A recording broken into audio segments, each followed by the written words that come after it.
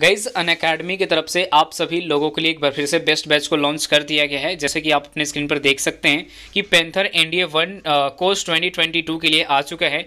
यहाँ पे मिलेंगे इंडिया के नंबर 1 एजुकेटर और ये बैच स्टार्ट जो डेट रखी गई है 9 फरवरी से स्टार्ट हो जाएगा और एंड जो डेट रखी गई वो 30 मार्च तक खत्म भी हो जाएगा। ठीक है, और यहाँ पे एक खास बात है कि 2500 से ज़्यादा स्टूडेंट्स ने एग्जाम्स को भी क्लियर किया है, वो भी अनअकैडमिक प्लेटफॉर्म से। ठीक है, एक और बैच आया जो कि एमएनएस के लिए है, ठीक है ना, जो कि 60 डेज का बैच कोर्स है और यहाँ पे भी आपको इंडिया के नंबर 1 एजुकेटर मिल जाते हैं। स्क्रीन पर एजुकेटर देख सकते हैं। ये बैच आपको भी 9 फरवरी से शुरू किया गया है और ये मतलब स्टार्ट हो जाएगा और 5 अप्रैल तक खत्म भी हो जाएगा। ठीक है, और यहाँ पे है गाइस आइकॉनिक सब्सक्रिप्शन का कुछ, ठीक है, बेनिफिट देख सकते हैं। बेनिफिट ऑफ आइकॉनिक लाइक यहाँ पे प्लस सब्सक्रिप्शन, आइकॉनिक सब्सक्रिप्शन दिया हुआ है, 6 मंथ्स, 12 मंथ्स, 24 मंथ्स दिया गया है। तो देख सकते हैं use educator code to get additional 10% discount आपको और मिल जाएगा। अगर आप कोड हम लोग का यूज़ करते हैं GZT10 तो 10% डिस्काउंट आपको मिल जाएगा। ठीक है, और आप लोग यहाँ पे इंडिया का लाइक सब्सक्रिप्शन का पूरा लिस्ट देख सकते हैं प्राइस का, और यहाँ पे नेवी एयरफोर्स कोस्ट गार्ड का। ठीक है, ये ध्यान रखना है कि नेवी एयरफोर्स कोस्ट गार्ड अलग कैटेगरी है और इंडिया का कैटेगरी अलग है। इंडिया का प्राइस थोड़ा ज़्यादा है नेवी एयरफोर्स कोस्ट गार्ड से। ठीक है, तो ध्यान रखिएगा, कोड डालिएगा GZT10, 10% डिस्काउंट सभी मिलेगा। ठीक है, कैसे हैं आप सभी लोग? आई होप कि आप सभी लोग ठीक होंगे। तो दोस्तों मैं आज आप लोगों के लिए यानी फिजिक्स के मोस्ट इंपॉर्टेंट क्वेश्चन जो आपके एग्जाम के लिए बिल्कुल इंपॉर्टेंट होंगे, ठीक है, और ये सारे क्वेश्चन क्या है, प्रीवियस ईयर क्वेश्चन है जो कि आपके एग्जाम में हर बार पूछा गया है सवाल। ठीक है, तो आपको बता दूं कि जितने भी मैंने आपको फिजिक्स के टोटल हम 20 क्वेश्चन हर डे यानी रोज यानी प्रतिदिन में कराता हूँ, वो सारे क्या है, प्रीवियस ईयर क्वेश्चन है। और मैं लगातार आपको बता दूं कि टारगेट मेरा कितना है, टारगेट है 3000, कितना, 3000 क्वेश्चन मैंने आपको टारगेट लेके चल रहा हूँ, ताकि आपका जो भी एग्जाम हो उन सभी एग्जाम के लिए बिल्कुल इंपॉर्टेंट हो गए। और ज़्यादातर बता दूं कि नेवी एमआर से रिलेटेड जितने भी हमारे कैंडिडेट हैं उन सभी के लिए तो बिल्कुल इंपॉर्टेंट है, क्योंकि वहीं से आपको बता दूं कि ये सारे क्वेश्चन क्या है, प्रीवियस ईयर क्वेश्चन है और आपको इसको याद रखना बिल्कुल कंपलसरी है। ठीक है, और यहाँ पे आपको ये बता दूं कि अगर आप इस वीडियो की पूरी PDF डाउनलोड करना चाहते हैं तो हमारे इस वीडियो के डिस्क्रिप्शन बॉक्स में टेलीग्राम और इंस्टाग्राम दोनों का लिंक दे दिया गया है। सबसे पहले आपको क्या करना होगा, टेलीग्राम चैनल ज्वाइन करना है और वहां से सारे वीडियो PDF फाइल को डाउनलोड कर सकते हैं। ठीक है, तो चलिए शुरू करते हैं। और यहाँ पे आपको ये भी बता दूं कि अगर आप चाहे वो इंग्लिश मीडियम से हैं तो आपके लिए इंग्लिश में क्वेश्चन यहाँ पे कन्वर्ट किया गया है, चाहे आप हिंदी मीडियम तो कोई बात नहीं, आप तो समझ ही सकते हैं। इंग्लिश मीडियम से हैं तो कोई बात नहीं, आपके लिए नीचे में हर चीज़ इंग्लिश में दिया गया है, आप समझ सकते हैं अपनी भाषा में, अपने लैंग्वेजेस में। ठीक है, ज़्यादातर बच्चे तो हमारे हिंदी मीडियम से समझ लेते हैं, लेकिन कोई कोई बच्चे वैसे भी होते हैं जो कि इंग्लिश उनको बहुत ही ज़रूरी होता है, क्योंकि वो इंग्लिश में शुरू से पढ़ रहे हैं। तो कोई बात नहीं, आपके लिए इंग्लिश में यहाँ पे कन्वर्ट किया गया है। चलिए कोई बात नहीं, यहाँ पे पहला क्वेश्चन हम यहाँ पे शुरू करते हैं।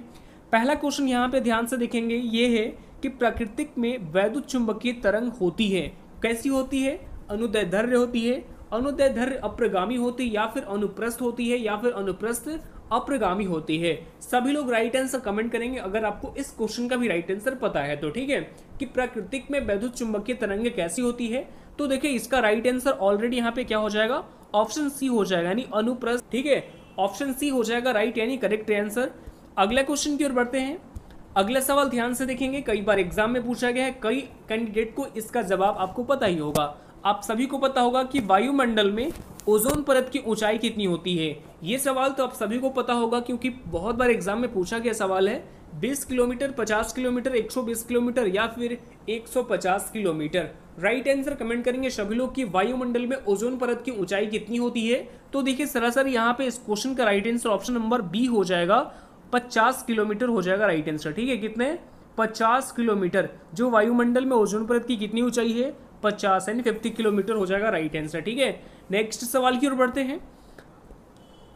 अगला सवाल आपके स्क्रीन के ऊपर ये है कि ओजोन परत की जीव सेल की रक्षा करती है परावैंगनी विकिरण से, औरक्त विकिरण से, एक्स किरणों से, या फिर सभी विकिरणों से। राइट आंसर कमेंट करेंगे क्वेश्चन नंबर 3 का। देखिए यहाँ पे इस क्वेश्चन का राइट आंसर क्या हो जाता है, ऑप्शन नंबर ए हो जाएगा।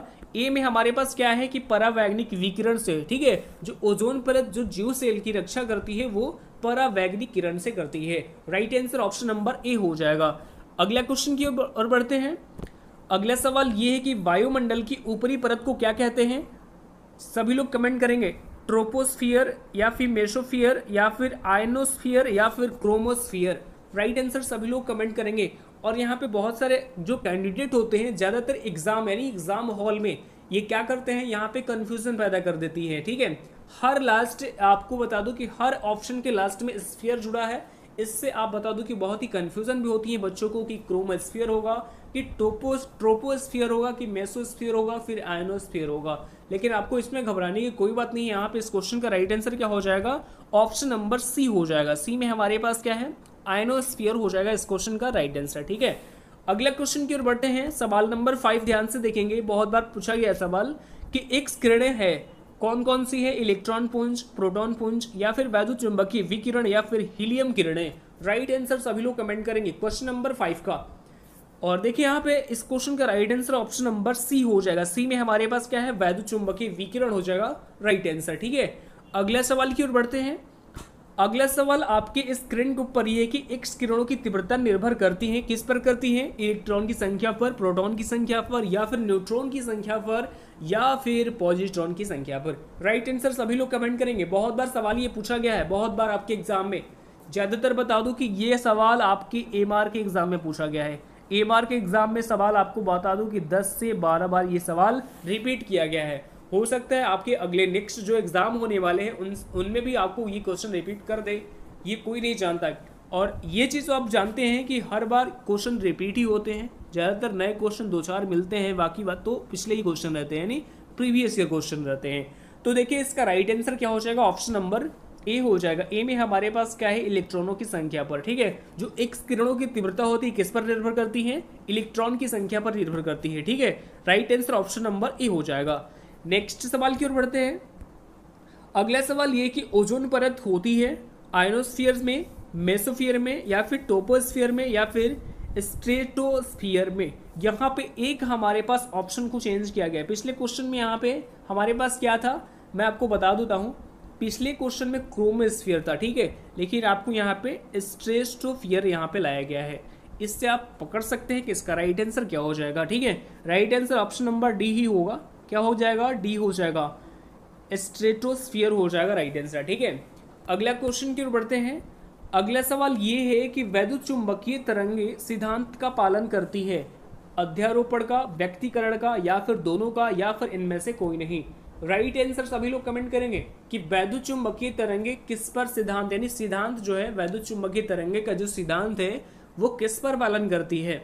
तो देखिए इसका पालन आपको बता दूं कि अध्यारोपण पर भी करती है या और व्यक्तिकरण भी करती है। ठीक है, यानी इसलिए क्वेश्चन का right answer option number C हो जाएगा दोनों पे। बहुत सारे बच्चे ये भी होते हैं कि वो सिर्फ और सिर्फ अध्यारोपण ही पढ़ के जाते हैं, तो ये अध्यारोपण ही टिक करके आएंगे। यहाँ पे ऑप्शन में आपको ये चीज भी देखना होगा कि अगर दोनों देखा गया है, दोनों दिया गया है, तो आपको ऑप्शन नंबर बी को भी टेस्ट करना होगा कि क्या व्यक्तिकरण भी हो सकता है। ऐसे सवालों को आपको बिल्कुल ध्यान से देखना होगा, क्योंकि बच्चे जो है अध्यारोपण ही सिर्फ पढ़ के जाते हैं, व्यक्तिकरण पढ़ के नहीं जाते हैं, तो इसलिए वो ऑप्शन ए ज़्यादा चूज करते हैं। 90% बच्चे जो है वो ज़्यादा ए ही चूज करेंगे, लेकिन ऐसा नहीं है। यहाँ पे क्वेश्चन नंबर 8 का राइट आंसर सी हो जाएगा। सी में क्या है, दोनों हो जाएगा, अध्यारोपण भी हो जाएगा या फिर व्यक्तिकरण भी हो जाएगा। ठीक है, अगला सवाल की ओर बढ़ते हैं। अगला सवाल ये कि जल को कीटाणु रहित करने के लिए उपयुक्त क्या है, औरक्त विकिरण, परावैग्नि विकिरण, पीला प्रकाश या फिर माइक्रो तरंगे। राइट आंसर कमेंट करेंगे सभी लोग कि वैद्युत चुंबकीय जल को कीटाणु रहित करने के लिए उपयुक्त किया जाता है। क्या किया जाता है, तो ये किया जाता है परावैग्नि विकिरण, जो कि ऑप्शन नंबर बी हो जाएगा राइट आंसर। ठीक है, अगला सवाल की ओर बढ़ते हैं। अगला सवाल ये कि कोहरे जो होता है, जो हम लोग क्या कहते हैं, कुहा, कोहरे में फोटोग्राफी के लिए प्रयुक्त किरणें कैसी होती हैं। सभी लोग कमेंट करेंगे, फ्लोरोइड, औरक्त, परावैग्नि या फिर कोई नहीं। राइट आंसर कमेंट करेंगे क्वेश्चन नंबर 10 का।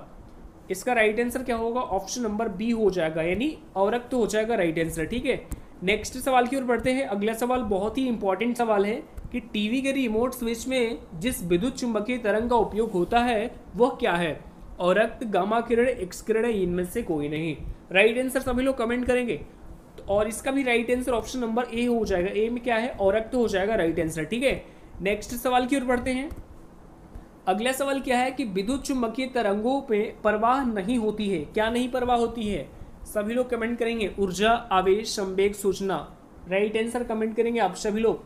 तो देखिए जो विद्युत चुंबकीय तरंगों है उनमें क्या प्रभाव नहीं होती है, तो आवेश जो होता है वो प्रभाव यानी प्रवाह नहीं होता है। ऑप्शन बी हो जाएगा राइट आंसर। अगला क्वेश्चन ध्यान से देखेंगे कि हल्के नाभिकों को मिलाकर उनसे भारी नाभिक बनाने की क्रिया क्या कहलाती है, संलयन, विखंडन, विलयन या फिर इनमें से कोई नहीं। इसका राइट आंसर तो आप सभी को पता होगा, इसका राइट आंसर ऑप्शन ए हो जाएगा, संलयन हो जाएगा। ठीक है, और इसी की तरह अगला क्वेश्चन भी हमारे पास मिलेगा देखने के लिए, यहाँ पे देख सकते हैं, अभी तो नहीं लेकिन अगले 2-3 क्वेश्चन के बाद सेम प्रकार के क्वेश्चन आपको दिखाई देंगे। 14 नंबर क्वेश्चन है कि सूर्य मुख्यतः किससे बना होता है, यूरेनियम, प्लेटिनम, H2He या फिर इनमें से कोई नहीं। राइट आंसर सभी लोग कमेंट करेंगे। और इस क्वेश्चन का भी right answer option number C हो जाएगा, H2He हो जाएगा राइट आंसर। ठीक है, अगला क्वेश्चन ध्यान से देखेंगे। अगला क्वेश्चन ये है कि किस अभिक्रिया पर परमाणु बम आधारित है, नाभिकीय संलयन, नाभिक विखंडन, नियंत्रित विक्रिया या फिर इनमें से कोई नहीं। आपको बता दूं कि अगर आप इसमें आप तुक्का भी लगाते हैं तो आपका राइट आंसर हो जाएगा। ठीक है, जो परमाणु बम होता है वो क्या है, आप सोचिए कि परमाणु बम क्या है, सबसे बड़ा बम है। मतलब वो परमाणु बम कहीं गिरा दिया जाए तो वहाँ की पूरी जो हमारे पास जो एरिया है वो बिल्कुल साफ हो जाती है। ठीक है, तो परमाणु बम से आप समझ सकते हैं कि इसका राइट आंसर क्या हो जाएगा। परमाणु बम से क्या होता है, वहाँ की हर चीज़ विखंडन हो जाती है, माने हट जाता है। तो ये क्या हो जाएगा, नाभिकीय विखंडन हो जाएगा। ठीक है, किस अभिक्रिया की परमाणु बम जो है आधारित है, तो नाभिकीय विखंडन। ऑप्शन बी हो जाएगा राइट आंसर। ठीक है, अगला क्वेश्चन की ध्यान से देखेंगे। अगला क्वेश्चन है कि वे परमाणु जिनकी परमाणु संख्या समान तथा द्रव्यमान संख्या अलग अलग होती है वो क्या कहलाती है, समस्थानिक, समभारिक, सम न्यूट्रॉनिक या फिर सम इलेक्ट्रॉनिक। राइट आंसर कमेंट करेंगे। सेम सवाल अगले बार भी आपको मिलेगा इसी तरह का कि वे परमाणु जिनकी परमाणु संख्या समान तथा द्रव्यमान संख्या अलग अलग होती है वो क्या कहलाती है, तो वो सरासर ऑप्शन नंबर ए हो जाएगा, समस्थानिक कहलाती है। ठीक है, अगला क्वेश्चन ध्यान से देखेंगे, सेम उसी प्रकार का है कि वे परमाणु जिनकी परमाणु द्रव्यमान समान तथा परमाणु संख्या अलग अलग होती है वो क्या कहलाती है। सेम उलट पलट कर दिया क्वेश्चन को, तो इसे भी हम क्या कहते हैं, समस्थानिक ही कहते हैं। ठीक है, आपको इसमें बिल्कुल कंफ्यूजन की बात नहीं होनी चाहिए। ठीक है, चलिए नेक्स्ट क्वेश्चन की ओर बढ़ते हैं। अगला सवाल भी इंपॉर्टेंट सवाल है कि वे परमाणु जिनकी इलेक्ट्रॉनों की संख्या समान होती है वो क्या कहलाती हैं, समस्थानिक, समभारिक, सम न्यूट्रॉनिक या फिर सम इलेक्ट्रॉनिक। राइट आंसर अभी लोग कमेंट करेंगे। देखिए इसका भी राइट आंसर सम इलेक्ट्रॉनिक हो जाएगा, ऑप्शन नंबर डी हो जाएगा राइट आंसर। ठीक है, अगला सवाल यहाँ पे ध्यान से देखेंगे कि वे परमाणु जिनकी न्यूट्रॉन की संख्या समान होती है वो क्या कहलाती है। देखिए सरासर जो क्वेश्चन होता है वो दूसरे टाइप के क्वेश्चन यानी रिपीट होने में कोई दिक्कत तो होती नहीं है, लेकिन आपको थोड़ा सा दिमाग लगाना होगा कि सवाल क्या रहा है। यहाँ पे पिछला सवाल क्या था कि वे परमाणु जिनकी इलेक्ट्रॉनों की संख्या समान होती है वे क्या कहलाती हैं, तो वो सम इलेक्ट्रॉनिक कहलाती थी। लेकिन यहाँ पे आपको 9 नंबर क्वेश्चन ये कहा जा रहा है कि वे परमाणु जिनकी न्यूट्रॉनों की संख्या समान होती है वे क्या कहलाती हैं। तो देखिए इसका भी right answer option number C हो जाएगा। सी में हमारे पास क्या है, सम न्यूट्रॉनिक हो जाएगा राइट आंसर। ठीक है, चलिए अगले सवाल की ओर बढ़ते हैं। अगला सवाल ये है आज का लास्ट क्वेश्चन। सवाल ये कि परमाणु के नाभिक में क्या होते हैं, इलेक्ट्रॉन और प्रोटॉन, प्रोटॉन, इलेक्ट्रॉन और न्यूट्रॉन या फिर प्रोटॉन और न्यूट्रॉन। तो देखिए इसका भी राइट आंसर ऑप्शन नंबर क्या हो जाएगा, क्वेश्चन नंबर 20 का राइट आंसर क्या हो जाएगा, ऑप्शन डी हो जाएगा। डी में हमारे पास क्या है, प्रोटॉन और न्यूट्रॉन हो जाएगा राइट आंसर। ठीक है, ऑप्शन नंबर डी।